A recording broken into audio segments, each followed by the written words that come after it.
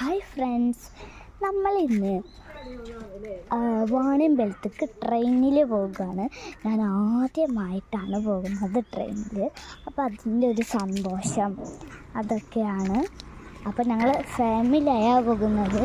എൻ്റെ ഉമ്മ അവിടെ ഉണ്ട്, പക്ഷെ വരുന്നില്ല, മാറ്റിയാൽ തോന്നുന്നു. എൻ്റെ ഉമ്മ മെമി ആരൊക്കെ ഉണ്ട് ഞാൻ പറഞ്ഞു തരാം.